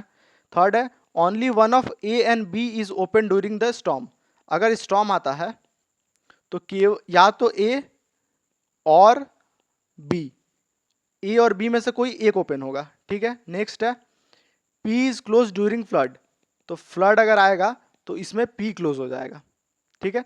इतना ही स्टेटमेंट हमें दिया है, अब हमें कंक्लूजन निकालना है। अब देखते हैं इस स्टेटमेंट से क्या क्या कंक्लूजन ड्रॉ कर सकते हैं। पहला है, under normal condition only 3 roads are open. तो अंडर नॉर्मल कंडीशन में आप देख रहे हैं कि एपीआर में से एक ओपन है, ठीक है, और उसके बाद हमें कोई भी कंडीशन नहीं दिया है, मतलब एपीआर में से एक ओपन है, तो बचा जो 3 है, 3 बच गया कौन कौन सा, एपीआर हो गया तो बी बच गया, सी बच गया, क्यू बच गया, बीसी क्यू बच गया होगा। तो एपीआर में से एक और बीसी क्यू, तो under normal condition 4 road open हो गया होगा, बी सी क्यू और इन एपीआर में से एक, तो यहाँ ओनली 3 दिया है, मतलब फर्स्ट स्टेटमेंट गलत है, ये गलत हो गया। बी देखते हैं, during storm at least 1 road is open. तो ये बोला ही गया है, आप सेकंड स्टेटमेंट आप देखिए, बोला गया कि स्टॉर्म में या तो ए या तो बी ओपन रहेगा, और यही चीज बोला गया है कि एटलीस्ट 1, तो ये तो एक ओपन है ही, तो इसमें बोल ही सकते हैं एटलीस्ट 1 इज ओपन, तो हमारा सेकंड स्टेटमेंट ही सही हो जाएगा। आगे हम 2 और दिखा देते हैं आपको कि दोनों गलत है। During flood only 3 roads are open. So flood का इंफॉर्मेशन ही हमारे पास नहीं है, फ्लड में बस इतना बोला गया है कि पी को क्लोज किया जा रहा है, पी को क्लोज किया जा रहा है, इसका मतलब पी को अगर क्लोज कर दिए हम तो ए पी आर में से एक चाहिए है, तो पी क्लोज हो गया, मतलब ए आर में से कोई एक आएगा, ए आर में से कोई एक आ गया, और उसके बाद बी सी क्यू में से तो कोई, बी सी क्यू तो ओपन ही रहेगा क्योंकि इसके बारे में कुछ नहीं लिखा है, तब भी हमारे पास 4 रोड अभी भी ओपन है, मतलब थर्ड वाला भी गलत है। फोर्थ है during calamities all road are closed, ये तो है ही नहीं क्योंकि ऐसा कुछ हमारे स्टेटमेंट में दिया ही नहीं है। और कैलामिटीज अगर फ्लड और स्टॉर्म देखे तो स्टॉर्म में हम लोगों ने देखा है एटलीस्ट 1 तो ओपन है ही, और फ्लड के केस में हमें 4 ओपन दिख रहा है कंडीशन के हिसाब से, तो ये वाला फोर्थ वाला भी गलत हो गया, मतलब बी स्टेटमेंट हमारा एग्जैक्टली राइट है, ठीक है। नेक्स्ट क्वेश्चन है, देखिए ये क्वेश्चन बड़ा दिख रहा है बट आपको अगर आराम से इसको डिकोड कीजिएगा ना, क्वेश्चन ये एकदम आसान है, पैसेज रीड करना है बस। 4 men are waiting at Delhi airport for Mumbai flight, 2 are doctor and 2 are businessman. So 2 doctor है यहाँ और 2 बिजनेसमैन है, तो 2 डॉक्टर यहाँ लिख लेते हैं और 2 बिजनेसमैन नीचे, ठीक है, बी एम फॉर बिजनेसमैन, ठीक है। अब आगे देखते हैं, 2 speak Gujarati and 2 speak Tamil, ठीक है, 2 गुजराती स्पीक करता है और 2 तमिल स्पीक करता है, क्लियर है। No 2 of the same profession speak the same language, मतलब जो दोनों डॉक्टर है वो सेम लैंग्वेज नहीं करता, मतलब इसमें एक ऐसा डॉक्टर होगा जो गुजराती स्पीक करेगा और एक डॉक्टर होगा जो तमिल स्पीक करेगा। सेम चीज़ यहाँ होगा, इसमें एक बिजनेसमैन होगा जो गुजराती स्पीक करेगा और एक बिजनेसमैन है जो तमिल स्पीक करेगा, ठीक है। नेक्स्ट देखते हैं, 2 are Muslim and 2 are Christian, तो अब यहाँ लिख देंगे 2 मुस्लिम है और 2 क्रिश्चियन है, ठीक है, ये भी डेटा लिख दिए। No 2 of the same religion are of the same profession, मतलब जो सेम रिलीजन है वो सेम प्रोफेशन में नहीं आएगा, मतलब ये 2 जो मुस्लिम है इसमें से एक मुस्लिम डॉक्टर होगा, इसमें एक मुस्लिम डॉक्टर होगा और एक मुस्लिम बिजनेसमैन होगा, और क्रिश्चियन में भी एक क्रिश्चियन डॉक्टर होगा और एक क्रिश्चियन बिजनेसमैन होगा, ये क्लियर है। अब आगे चलते हैं, nor do they speak the same language, इसका मतलब है कि अगर 2 मुस्लिम हैं तो उसमें एक गुजराती बोलेगा और एक तमिल बोलेगा, और क्रिश्चियन में भी ऐसा ही है, एक गुजराती बोलेगा एक तमिल बोलेगा, ठीक है, इतना इन्फो आ गया। नेक्स्ट है, the Tamil speaking doctor is a Christian. So जो डॉक्टर है जो तमिल स्पीक कर रहा है, मतलब यहाँ पर जो तमिल स्पीकिंग डॉक्टर ये हो गया, ये क्रिश्चियन है, यहाँ से पता चल गया। सो ये क्रिश्चियन हो गया, तो ये जो गुजराती वाला ऑटोमेटिकली मुस्लिम हो गया, क्योंकि आपको पता है कि 2 doctor same caste same religion का नहीं है, ये क्लियर हो गया, ये क्रिश्चियन हो गया, ये मुस्लिम हो गया। और हमें ये भी पता है कि ये जो मुस्लिम है, यहाँ आप जो आप डेटा देख रहे हैं कि 2 मुस्लिम में एक डॉक्टर है एक बिजनेसमैन है, तो एक मुस्लिम तो यहाँ डॉक्टर हो गया, ठीक है, और मतलब एक मुस्लिम यहाँ बिजनेसमैन में आएगा। और ये भी आपको पता है कि 2 मुस्लिम में एक गुजराती है एक तमिल है बोलता है, तो ये मुस्लिम गुजराती बोलता है, तो जो बिजनेसमैन वाला मुस्लिम होगा वो तमिल बोलेगा, तो यहाँ मुस्लिम आ जाएगा और गुजराती वाला के जगह में क्रिश्चियन आ जाएगा सेम जगह, ठीक है। ये मेरा डेटा कंप्लीटली फुलफिल हो गया है। अब हम लोग देखेंगे टेस्ट केसेस क्या दिया हुआ है। पहला दिया है the Christian businessman speak Gujarati, तो क्रिश्चियन बिजनेसमैन कहाँ गया, क्रिश्चियन बिजनेसमैन ये है, ये क्या बोलता है गुजराती, मतलब पहला स्टेटमेंट एग्जैक्टली सही है। सेकंड देखेंगे, the Gujarati speaking doctor is a Muslim, तो गुजराती स्पीकिंग डॉक्टर, ये गुजराती स्पीकिंग डॉक्टर है, ये मुस्लिम है, मतलब सेकंड स्टेटमेंट भी हमारा सही है, तो हमारा ऑप्शन क्या हो जाएगा, बोथ 1 एंड 2। आपने देखा सिर्फ हम लोगों ने बड़े लैंग्वेज को छोटा छोटा फॉर्म में डिकोड किया और इतने आसानी से हम लोग आंसर निकाल पाए, बस यही आपको एग्जामिनेशन हॉल में करना है, ठीक है। अब मूव करते हैं नेक्स्ट क्वेश्चन पे। नेक्स्ट क्वेश्चन क्या है, 10 new TV show started in January. So 10 show start हुआ है जिसमें 5 सिटकॉम्स है तो एस ले लेते हैं, 3 ड्रामा है, 3 डी है और 2 न्यू मैगजीन है, एनएम ले लिए। ठीक है। बाई अप्रैल मतलब ये जैन का सिनेरियो है, अप्रैल तक क्या हो रहा है कि 7 ऑफ द न्यू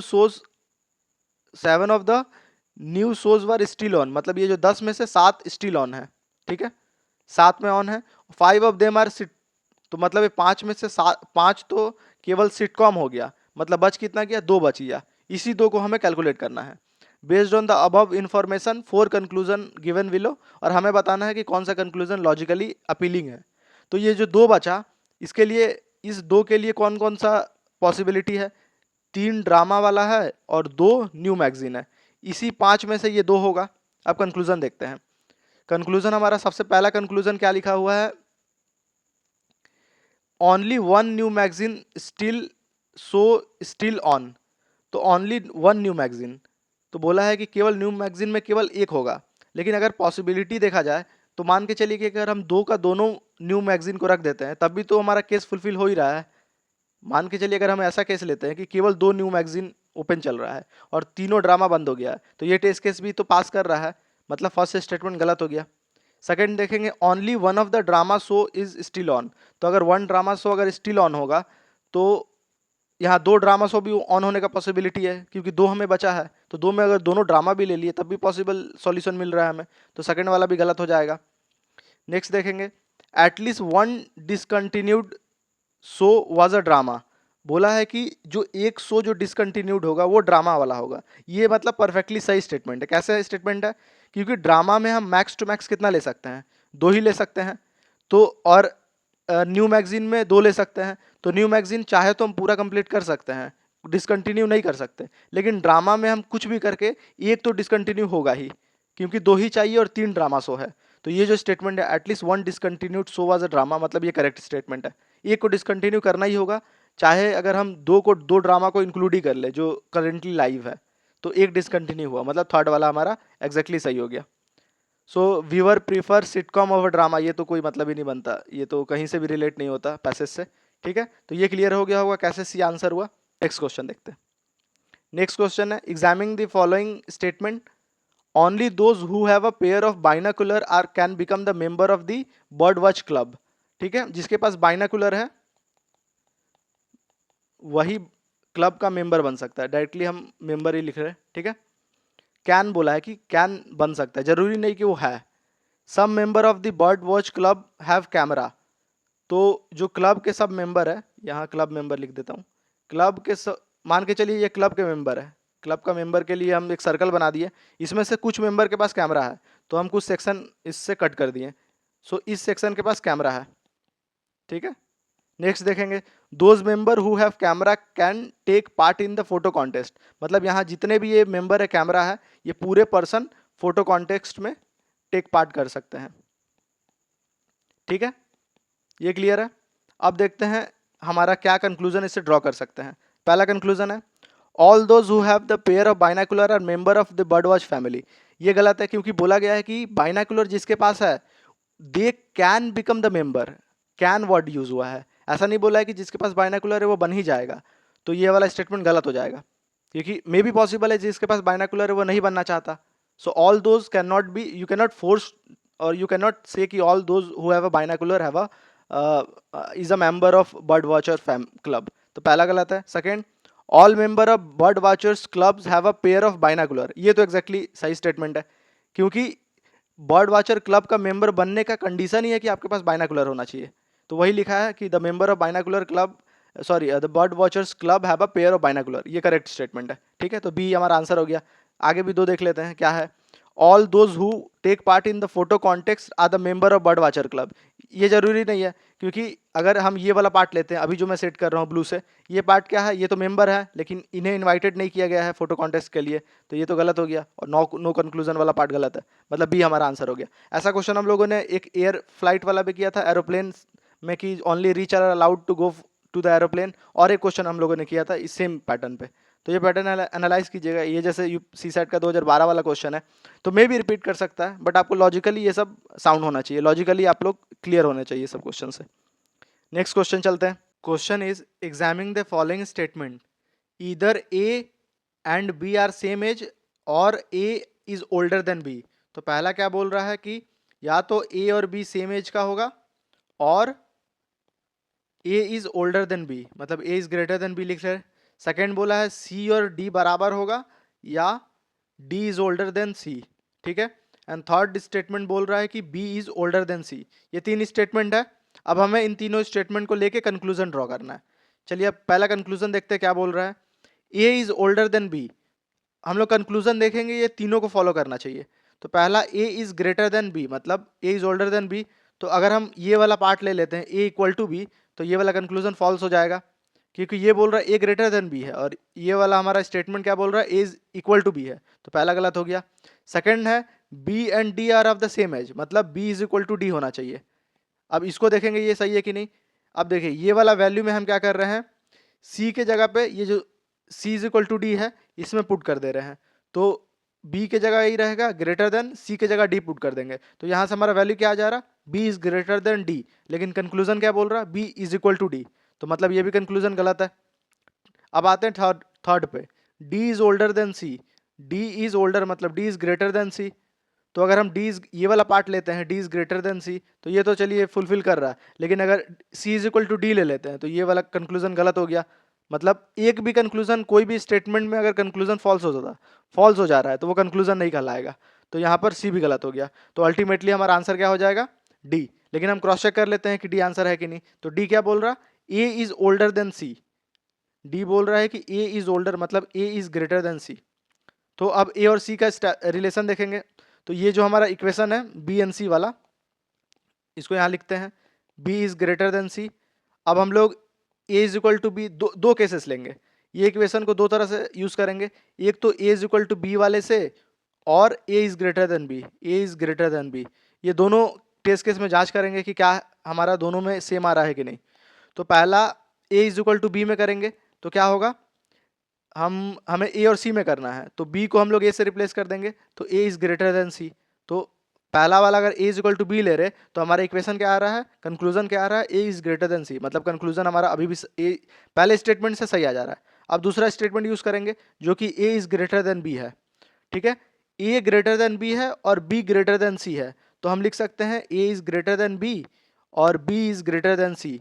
अगर इसको इम्प्लाई करेंगे तो ये क्या इम्प्लाई कर रहा है कि ए इज ग्रेटर देन सी, मतलब ये भी सेम इम्प्लाई कर रहा है यही वाला पार्ट। मतलब ए इज ग्रेटर देन सी मतलब ए इज ओल्डर देन सी। चाहे आप ए इज इक्वल टू बी ले ले, चाहे आप ए ग्रेटर देन बी ले ले, दोनों केस में A is greater than C और A is older than C valid है। मतलब ये वैलिड कंक्लूजन है। दैट्स वाई द आंसर इसका हो जाएगा डी। ये क्लियर है। बाकी सब में हम लोगों ने टेस्ट केस लेके देखा जहाँ फेल हो जा रहा था, लेकिन इसमें दोनों टेस्ट केस पास कर गया। बाकी जितना भी टेस्ट केस था सब पास हो गया। सेकंड इसलिए नहीं लिए क्योंकि यहाँ सी डी का रिलेशन है, सी डी से मतलब नहीं है हमें, हमारा ए और सी है तो ए सी के लिए हमारा फर्स्ट और थर्ड इक्वेशन इज इनफ है, ठीक है। तो आंसर हो जाएगा इसका डी। इस क्वेश्चन के साथ ही सिलोजिज्म का टॉपिक कंप्लीट होता है। और आपने देखा कि स्टेटमेंट कंक्लूजन टाइप को मैंने कितने इजी तरीके से एक्सप्लेन किया और मैंने पूरा बेसिक लेवल पे एक्सप्लेन किया कि आपको क्लियरली समझ में आ जाए और एग्जामिनेशन में आपको बिना कोई कन्फ्यूजन के एक्यूरेटली आप 100% ये क्वेश्चन जो भी आपका 3-4 क्वेश्चन जितने भी क्वेश्चन आए इस टॉपिक से रिलेटेड आप सही करके आए। साथ ही में बहुत सारे रेफरेंस मैंने दिया हूँ, जो वीडियोस मेरे चैनल पे अवेलेबल है वो भी जाके देख सकते हैं according to your requirement. Time कम है और उस हिसाब से आप अपना टाइम यूटिलाइज कीजिए। जो टॉपिक आपको अच्छे से आता है वो वीडियो देखने की कोई ज़रूरत नहीं है। आप 4-5 क्वेश्चन अगर सॉल्व कर पा रहे हैं, PYQ सॉल्व कर पा रहे हैं, तो आप उसको स्किप कर दीजिए, ठीक है। क्योंकि time management is very important in this crucial time. और जो स्ट्रैटेजी वीडियो का मैंने बात किया था वो मैं जल्दी डाल दूंगा, क्योंकि उसका इंपॉर्टेंस आपका हो जाएगा, बिकॉज एक सप्ताह के अंदर आपको उस स्ट्रैटेजी में अपने आप को प्रैक्टिस करना होगा, ठीक है। तो आज का वीडियो मैं यहीं एंड करता हूँ, मिलते हैं नेक्स्ट वीडियो पे।